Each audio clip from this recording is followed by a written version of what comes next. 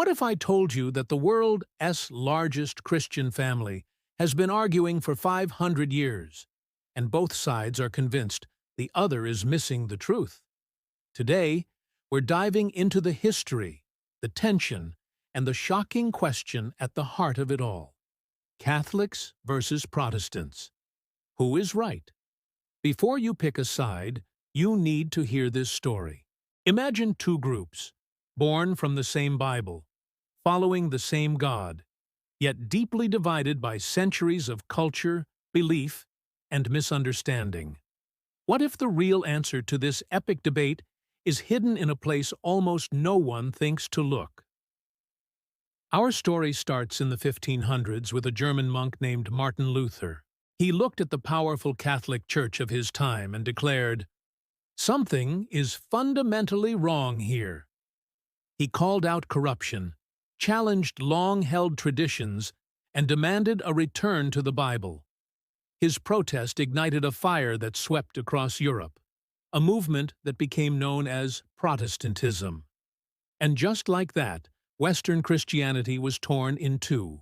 On one side, you have the Catholics, who held firm to sacred tradition, the authority of the Pope as the successor to Peter, and the belief that Jesus established a visible church on earth to guide believers and interpret Scripture. On the other side, the newly formed Protestants rallied behind a powerful declaration: sola scriptura, meaning Scripture alone. The Bible, they argued, was the only authority a Christian needed. So you have two sides, one Bible, and a mountain of disagreements that have lasted for centuries. What are they actually arguing about? Let's break down the three biggest issues.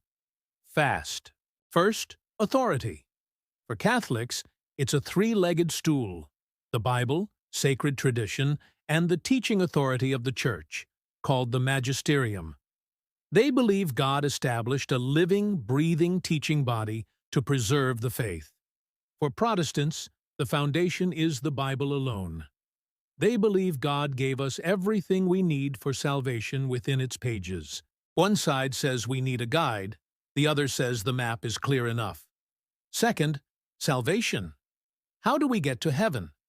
Protestants stand on sola fide, or faith alone. They point to the Apostle Paul, who wrote that we are saved by grace through faith, not by our works. Catholics agree faith is essential, but they say it's not a one-time declaration.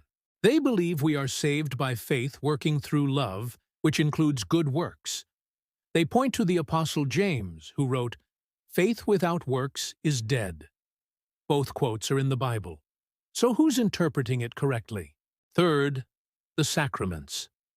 These are the sacred rituals that Christians believe impart God's grace. Catholics have 7 of them.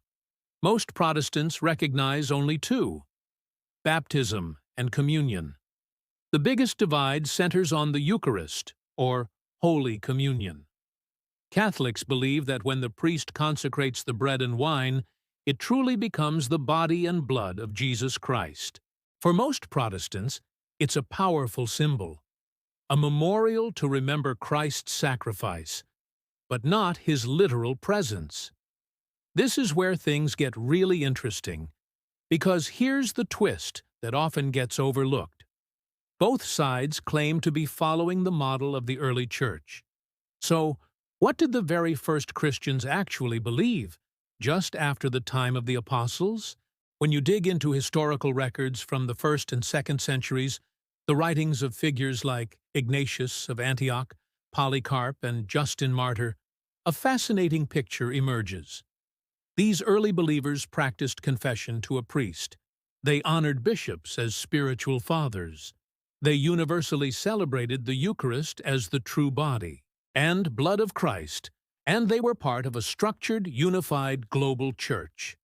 To a modern observer, it sounds undeniably Catholic. Yet, the Protestant Reformation wasn't just a rebellion. It was a call for renewal, the desire for spiritual purity, a personal relationship with God, and a deep focus on the Bible. That spirit echoes the prophets of the Old Testament and even Jesus' own warnings against hypocrisy and corruption. This is where the conversation gets uncomfortable, because it seems both sides reflect a part of the truth. So, we come back to the ultimate question: who is right? Here's the conclusion that history seems to point to. If you follow the paper trail of Scripture, the teachings of the early Church Fathers, and the unbroken line of succession from the Apostles, the evidence leans heavily toward the Catholic Church as the original Christian church founded by Christ. But, and this is a huge but, Protestants remind the world of something equally vital: that faith cannot just be a set of rituals or inherited beliefs. It must be alive, personal, and constantly renewed by the Word of God. Without that fire, tradition can become an empty shell. So maybe the real question isn't who is right and who is wrong. Maybe the better question is this: are we willing to honestly search for the truth, even if it challenges what we've always been taught, or what feels comfortable? The answer could change everything. Thanks for watching. If this made you think, hit that like button and subscribe for more deep dives into the big questions of faith and history.